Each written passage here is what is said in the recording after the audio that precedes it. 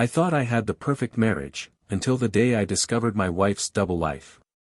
What started as heartbreak led me to uncover secrets, confront betrayals, and ultimately find a love I never saw coming. During my sophomore year of college, I was the quintessential nerd, deeply engrossed in math and entirely detached from the social whirlwind around me. I found solace in the serene corners of the library, far from the campus commotion, losing myself in equations and theories. While I wasn't unattractive, I had convinced myself that my focus on academics left no space for romance. One evening, against my better judgment, I attended a party. I sat alone nursing a beer, feeling completely out of place. That's when Tracy, the campus beauty and my not-so-secret crush, walked over to me. She was dazzling, the kind of woman who turned heads wherever she went. Yet, for reasons I couldn't fathom, she chose to talk to me. From the moment our conversation began, something clicked between us. It felt natural, effortless. Before long, we were inseparable, and after graduation, we tied the knot. "Mark, you're still unmatched in every way," Tracy declared one evening, her voice filled with joy. Her words, while flattering, left me uneasy. After nearly 30 years of marriage, why was she comparing me to other men? The thought hit me like a punch to the gut. We'd been sharing a tender moment, and her comment left me rattled. "My God, Mark, you always know how to turn my world upside down," she added with a smile as I rested my head on her thigh, still frozen in thought. "Aren't you going to keep going?" Tracy asked, confused by my sudden pause. I forced a small smile. "No, I'm worn out, baby. You took all my strength." She kissed me gently, then lay back down. Usually, we'd cuddle for a while before cleaning up, but tonight, Tracy drifted off to sleep almost instantly. Quietly, I slipped out of bed, cleaned up in the bathroom, and made my way downstairs for a drink. Having a high IQ that never seems to rest can feel more like a curse than a blessing. Most people might not have caught the nuance in Tracy's comment, but I couldn't ignore it. As I sipped a glass of Staley's rye whiskey, my mind combed through our marriage, searching for cracks I might have missed. But I couldn't find any. If anything, our intimacy had grown stronger since our youngest left for college 6 months ago. Tracy had recently shed 20 pounds, returning to her college weight of 120 pounds. At 51, she looked incredible, her figure as stunning as it had been in her 20s. Her beauty was timeless, a gift she'd clearly inherited from her mother.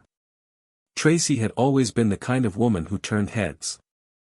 I remembered one incident at her workplace where she'd inadvertently interrupted a conversation, leaving everyone both annoyed and amused. Her magnetic presence was something she had carried since her teenage years. While she'd put on weight at different points in our marriage, it never diminished her confidence, or my attraction to her. Recently, Tracy had started a playful rivalry with Rhonda, a younger colleague at work, over some cheeky comments about cheesecake. Meanwhile, Carl, a newly hired agent at her office, had been drawing attention with his tall frame and athletic build. Tracy admitted to herself that Carl was attractive but mentally brushed it aside, reminding herself she was happily married. One day, instead of joining her usual lunch group, she decided to skip out and head to the gym near her office to sign up for a membership. As she drove off, she thought to herself, "Miss Rhonda will see the results of her comments soon enough." Sitting in my den, nursing my third drink, my mind wandered back to when I first met Tracy all those years ago at our sprawling Midwestern university. Back in college, I was the quintessential math nerd, someone who balanced late nights solving equations with a regular workout routine. Despite being fit, I wasn't exactly the type to draw attention. Tracy, on the other hand, was a goddess. Goddesses don't date geeks, or at least, that's what I believed. I'd seen her before, of course. Everyone knew who she was. At parties and on campus, she was always surrounded by a throng of guys vying for her attention. I admired her from afar, too shy and convinced I didn't stand a chance against her crowd of good-looking admirers. One night, a few weeks later, I was nursing a beer at another party, keeping to myself as usual, when someone slid into the seat beside me. Lost in my thoughts, I barely noticed at first. Then I turned, and there she was. Tracy. The girl I'd been dreaming about. Up close, she was even more breathtaking. She didn't waste time with pleasantries. "So, are you into guys or girls?" she asked bluntly. Her voice was casual, her tone nonchalant. "It's okay, man. No judgment either way. It's just that every straight guy here tries to talk to me, but not you. So, what gives?" Her directness caught me completely off guard. My face turned beet red, and I stammered, unable to string together a coherent response. She smirked, noticing my discomfort, and perhaps something else, too. "Ah," she said knowingly, her eyes flicking downward, "so that's how it is." "No." I managed to choke out. "I'm straight. I just didn't think someone like you would have time for someone like me." "Well," she said with a sly grin, "you'd be surprised. Women like a little mystery sometimes. Maybe you should put yourself out there more, honey." To my amazement, we left that party together. A spark had ignited between us, and it wasn't long before we were inseparable. After 2 years of dating, we tied the knot right after graduation. I knew Tracy's social status was higher than mine, she could light up a room just by walking into it. But I also knew I could make her happy, especially in the bedroom. On our wedding night, I turned her into a quivering mess, and even after nearly 30 years of marriage, I still know how to push her buttons. Yet, something about tonight felt different. We hadn't been intimate in 2 weeks, a record gap for us since having kids. Lately, Tracy always had an excuse: too tired, not in the mood. Eventually, I stopped asking altogether. Tonight, though, as she stood at the sink rinsing a pot, I decided to break the streak. I walked up behind her and gently cupped her chest. She tried to brush me off, but I persisted, guiding her to our bedroom. I undressed her quickly, eager to reconnect.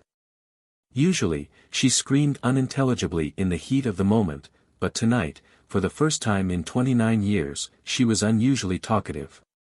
Her whispered, "Hell yes," was thrilling, until her choice of words snapped me back to reality. I couldn't shake the unsettling feeling her compliments carried, and doubts began creeping into my mind. 2 weeks after that night, I started noticing changes in Tracy's behavior. Her flirtatious nature, once harmless and playful, took on a more calculated edge. She'd been working with Carl Walters, a new agent in her office, on a big deal. One evening, she invited him to dinner under the guise of discussing work. Tracy had done this before with colleagues, it seemed professional enough, but this time, something felt off. She made sure Rhonda, a younger coworker she didn't particularly like, knew about the dinner. At first, she kept things strictly business.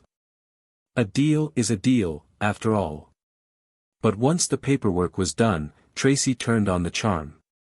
Over wine, she learned all about Carl's football days and his not-so-serious relationship with his girlfriend. She leaned in close, her blazer strategically unbuttoned to reveal a tight white top. She touched his arm frequently and held his gaze just long enough to make her intentions clear. When she noticed his reaction, his subtle glances, the slight flush on his face, her confidence soared. Men are so easy, she thought smugly. He's mine. He just doesn't know it yet. Once I lose another 5 pounds, he'll get his gift. Unfortunately for Tracy, she underestimated me. Suspicious of her sudden behavior, I had hired a private investigator a few weeks earlier. When the report arrived, the findings left no doubt: Tracy wasn't just seeing Carl Walters. She was also sleeping with a man named Fred Lazarus and her gym trainer. The investigator seemed hesitant as he delivered the report, his voice faltering as he explained the details. For a brief moment, I wondered if he, too, had been drawn into Tracy's web of charm. As I sat there processing the revelations, one thought echoed in my mind: how had it come to this? Over the years, I've built a diverse group of friends, but one of my oldest and closest is Martin Bolan. Marty, as I call him, is a lawyer and, much like me, a geek at heart. But unlike me, Marty thrives on confrontation. If I ever needed legal help, he'd be the first one to step in. While he might not look intimidating, he's the kind of guy who wouldn't even snap a pencil in frustration. His reputation in the courtroom is fierce. When I told Marty about Tracy's infidelity, he didn't mince words. He agreed she needed to face the consequences. We didn't live in a no-fault state, which meant we weren't forced to hide behind vague phrases like irreconcilable differences. Tracy's actions were going to be out in the open. Initially, she had tried to pass off her strange behavior as innocent, claiming she needed to rinse off the sweat after long gym sessions. That excuse might have worked, if not for the damning report from the private investigator I'd hired. Despite my anger, I stayed calm the evening the papers were served. Tracy was putting dishes away while I sat on the couch, half watching TV, trying to mentally prepare for what was coming. When the doorbell rang, she called out for me to check who it was. I glanced at the camera and saw the process server standing on the porch. "Can you get it?" I called back casually. She laughed as she opened the door, but her mood shifted the second she saw the manila envelope in his hand. Moments later, she stormed into the living room, clutching the opened envelope. Her face was pale, but her voice was sharp. "What the hell is this?" she hissed, waving the papers at me. "How could you do this to me? To our family?" Her tone was accusatory, but I didn't flinch. "You're just upset that I beat you to it, Tracy," I said evenly. "You don't care about me anymore, so let's end this quickly." For a moment, I thought she was going to throw something. Her eyes darted to the coffee table like she was debating grabbing the remote or a coaster to hurl my way.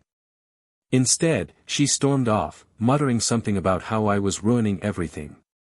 What Tracy didn't know was that I had discovered her plans weeks earlier. She had been strategizing a divorce, just not yet. She was plotting ways to paint me as the villain. Tracy knew that most of our friends liked me and would probably side with me if the truth came out. To get ahead of it, she was planning to attack my masculinity, portraying me as someone who couldn't keep up with her desires for a thrilling and passionate life. But my decision to file first blindsided her. She hadn't expected me to make the first move, let alone so decisively. "We're still married," she said bitterly later that night, "and now it's all public. Couldn't you have respected me enough to let me file first?" Her attempts to undermine me didn't stop there. Tracy started spreading rumors, telling mutual friends that I was terrible in bed. I found out through friends of friends, gossip trickling down from their wives. She wanted to embarrass me, to force me to cave under pressure. The hardest blow came when my youngest daughter, Allison, confronted me. "Dad," she said, hurt flashing across her face, "Mom says you've been stalking her to soothe your ego. Is that true?" Her words cut deep, but I refused to let Tracy's lies define the narrative. I took a deep breath and said calmly, "If your mom wants to play dirty, so be it. But did she tell you about her affairs?" Allison's expression shifted, confusion replacing anger. "What do you mean?" "She's been with 3 other men," I said quietly. "If you don't believe me, I have proof." Her mother, Barb, who had been like a second mom to me since my father passed away 12 years ago, also caught wind of the rumors. When I told her the truth, she was heartbroken. "Oh my God, Mark," she whispered. "Do you have photos? Videos?" "Yes," I admitted reluctantly. I didn't want to go this far, but Tracy forced my hand. Barb sighed, the weight of it all settling on her. 3 men. "Mark, I'm so sorry. Truly." She hung up shortly after, her voice heavy with sorrow. As much as Barb had been a confidant in the past, sharing this with her felt like another piece of my world crumbling. Tracy's infidelity wasn't just hurting me, it was hurting the people around us. Word of the divorce spread quickly, even across campus. Friends, co-workers, and acquaintances all seemed to know within days. Nice guys like you don't stay single for long, one colleague joked. Now that there's no ring, it's hunting season. But the truth was, I wasn't ready to think about any of that. The divorce might have been public knowledge, but it wasn't finalized yet. And until it was, I was still grappling with the wreckage of a life I once thought was unshakable. I knew freedom wouldn't come quickly. It would be months before I truly felt unburdened, but it seemed everyone wanted me to know they were waiting for me to re-emerge into the world. Even Tracy's friends. Meanwhile, Tracy had her own plans. She'd casually mentioned applying to Dr. Robertson's program, hoping to charm her way in. "I'll make sure your application is in the queue," he replied with a polite smile. Tracy, ever confident, thought her charm could work magic on anyone. She just hoped Mark wouldn't bring up their situation to complicate things. On the day the divorce was finalized, Mark sat alone in his apartment. His dinner was simple, a small salad, and he poured himself half a bottle of Buffalo Trace bourbon. Across town, Tracy was dining in style with Carl. It was a fancy dinner, the kind of night she relished. Afterward, they went back to his place, something they'd done countless times over the past year. But this time felt different. Tracy couldn't keep the flame alive. She hated what was happening, but the thought of admitting her feelings to herself, or worse, to Carl, was unthinkable. Meanwhile, Mark received an unexpected call from Judy, a mutual friend of his and Tracy's. "I was hoping you'd call eventually," he said with a hint of relief in his voice. "I didn't think I'd be number one on your list," Judy teased, "but I'm honored. Let's not waste time talking about you and Tracy, though. We can discuss that over coffee. How about tonight at noon?" "Sounds good," Mark replied, eager for a fresh start. "That's the spirit," Judy said warmly. "Let's just be two adults living our own lives and see where things go." Mark nodded, even though she couldn't see him through the phone. "I agree. You can't move forward if you're too busy looking back." Later that evening, they met, and the conversation flowed effortlessly. At one point, Mark leaned in and planted a kiss on Judy, a gesture that felt both bold and natural. He wasn't sure if it was too soon, but Judy smiled, reassuring him. Still, he was cautious.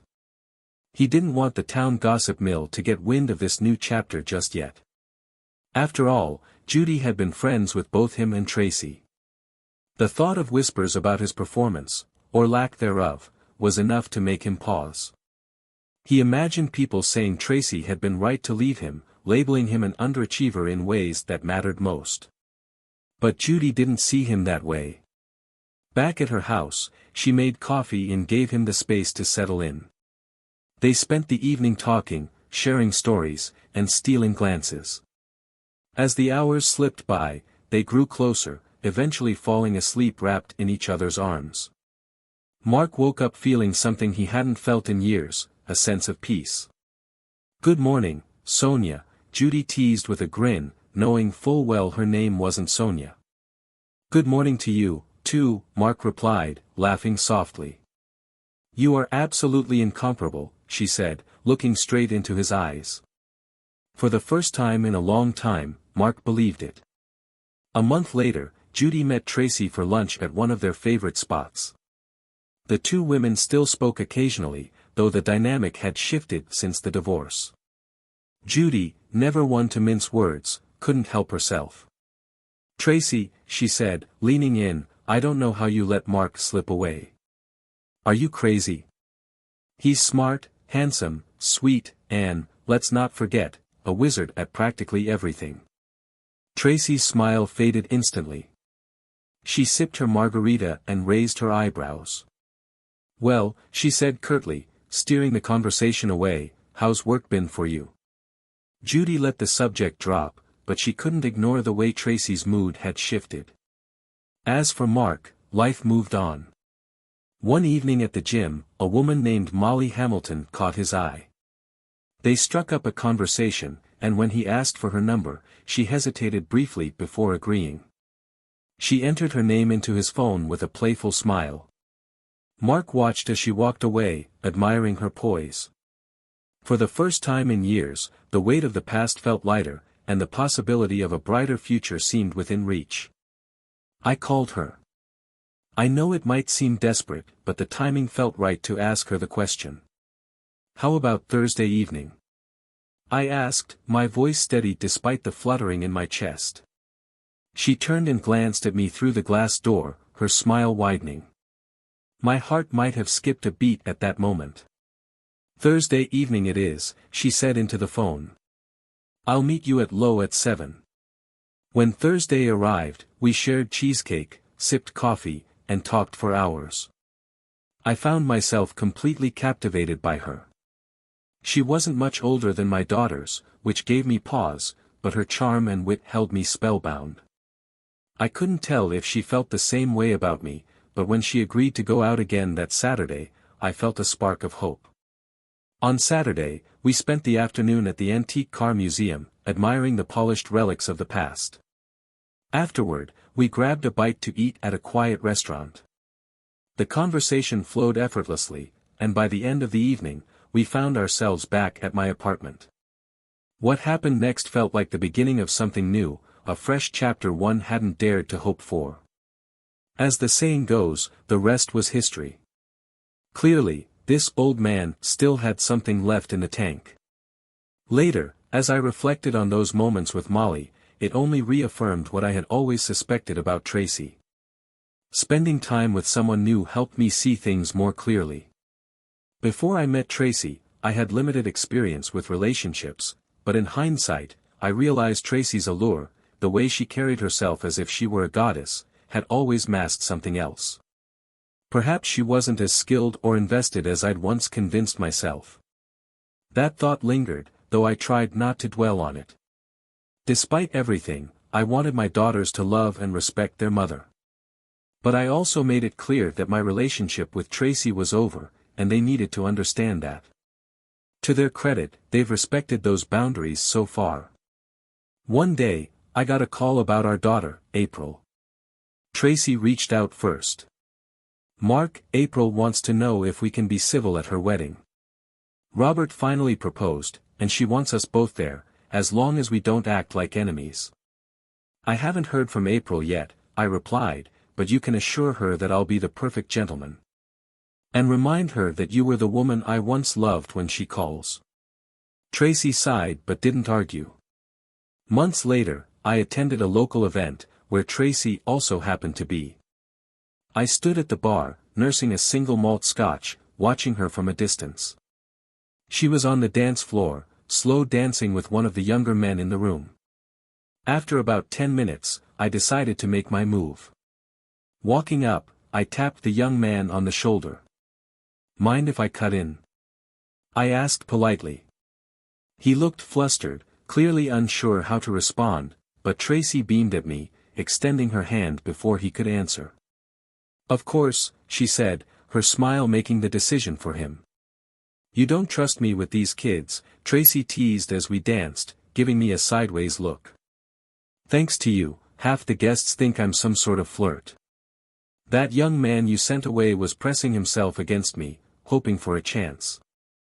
Her tone was light, almost playful, but her eyes held something deeper, something unresolved. I studied her for a moment before replying, "I just thought I'd remind him you've always preferred a real dance partner." Later that evening, my daughter asked a question that caught me off guard. "What about you, Dad? Mom says you date sometimes, but replacing her seems impossible." I smiled, shaking my head. "I'm fine. Better than fine, actually. Your mom doesn't know as much about my life now as she thinks. But I'll just say this, I'm not trying to replace her. I'll handle things my way."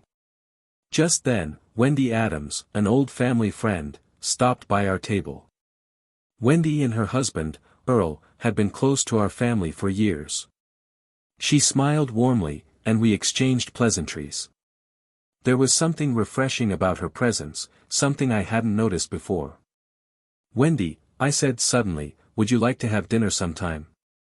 Her expression shifted, a mix of surprise and something I couldn't quite place. Dinner? With you? I wouldn't ask if I didn't mean it, I replied. She hesitated for a moment before her smile returned. I'd like that. For years, I'd assumed Wendy was too close to Tracy to ever consider asking her out. But perhaps life still had a few surprises left for me after all. I'd always thought Earl was lucky to have Wendy. Even after his passing, I was surprised no one had swept her off her feet once an appropriate mourning period had passed. She was kind, graceful, and radiated a warmth that few people possess. As for Tracy, no matter what she had done, a part of me would always care for her, though I wouldn't call it love anymore. It was more like a habit, the way a smoker might still feel the pull of a cigarette after quitting. I didn't love her with my whole heart, nor was I in love with her. I suppose that distinction was what made moving on possible. The night of April's wedding, I returned to playing my role as father of the bride. At one point, I walked over to Wendy, took both her hands in mine, leaned down, and kissed her gently on the lips. To be continued, I whispered with a smile. Wendy blushed, and for a moment, I felt a spark I hadn't experienced in a long time. The evening carried on as weddings do, cutting the cake, speeches, dancing. Yet something odd happened. Tracy was practically glued to me for the rest of the night. I suspected April might have mentioned my conversation with Wendy. There was a subtle edge to Tracy's behavior, and I couldn't help but interpret it as a touch of jealousy. I'll admit, I was a little flattered. It's nice that you still remember, Mark, Tracy said with a soft smile. You're still the only woman I've ever seen who knows how to drink whiskey properly, I replied, raising my glass. Then, out of nowhere, she blurted, Are you going to have fun with Wendy Adams? She immediately caught herself, her hand flying to her cheek as she blushed. I'm sorry, I didn't mean for it to come out like that, she stammered. I meant, are you going to date her? I chuckled, trying to ease her embarrassment. We'll see, I said simply. She seemed to take my answer in stride, but her words stuck with me. Over the past few years, you've dated a lot of beautiful women. I don't think you even missed me. There was a hint of bitterness in her tone. I sighed, unsure how to respond at first. Tracy, we're different people now. We've both moved on. She nodded slowly, her expression softening. When we were together, I didn't fully appreciate you. At the time, I thought you were just a smart, sweet guy, not the kind who could compete with the thrill of new attention. But after you left, the excitement faded. All those young guys, they boosted my ego, sure. But emotionally, there was nothing there. I didn't realize how much I had until I lost it. I didn't say anything more. Her words were bittersweet, but the past was the past. My future was moving in a different direction. A week after the wedding, I called Wendy. I didn't want to rush things, but I also didn't want her to think I wasn't interested. We met at a seafood restaurant in a town a few miles away. Wendy wore a fitted dress that turned heads the entire evening, but unlike Tracy, she didn't seem to notice the attention. Her focus was entirely on me, which made me feel something I hadn't felt in years, seen. We talked, laughed, and savored each other's company over a fantastic meal. After dinner, we returned to her house for dessert and drinks. Wendy poured us each a glass of cognac, her movements graceful and effortless. As we sat together on the couch, the conversation slowed, and we found ourselves lost in each other's eyes. When we finally went to bed, it wasn't just the physical connection that struck me, it was something deeper, something I hadn't realized I was missing. As Wendy drifted off to sleep beside me, I stayed awake, watching her. In the soft glow of the room, she looked angelic. I must have watched her for 10 minutes, marveling at the quiet peace she radiated. In that moment, I knew this wasn't just about chemistry or attraction. It was something more meaningful. In the 3 years since my divorce, I'd experienced what could only be described as a second bachelorhood. I had my fun and enjoyed connections with women of all ages. But being with Wendy was different. Yes, the physical connection was there, but there was also an emotional bond one hadn't felt in years. With Wendy, it wasn't just about filling a void, it was about building something new. As I drifted off into what turned out to be the best night of sleep I'd had in years, I couldn't help but wonder if Wendy felt the same way I did. The quiet reassurance of her presence next to me was enough to quiet my restless thoughts, and for the first time in what felt like forever, I felt truly at peace. The next morning, I woke to find her still curled up beside me, her soft breathing the only sound in the room. I spread my arms wide and pulled her into a warm hug. She smelled like us, a mixture of last night's intimacy and her delicate perfume, and I couldn't imagine a better scent in the entire world. "Good morning," I murmured. "Good morning," she replied, her voice soft and content. We ate breakfast together, discussing plans for the day. It was a Saturday, which meant we had the whole day ahead of us to do whatever we wanted. And the beauty of it was this: we didn't talk about what I was going to do or what she was going to do. We talked about what we were going to do. That subtle shift, the idea of "we," felt monumental to me. As we brainstormed ideas, inspiration struck. "I have the most brilliant idea," I said suddenly. "Oh. Let's hear it," Wendy said, leaning forward, intrigued. "Well, it might sound crazy," I began hesitantly, "but how would you feel about spending the day celebrating this new chapter together, with some friends?" Wendy raised an eyebrow. "You mean, like a party?" "Only if you want to," I assured her.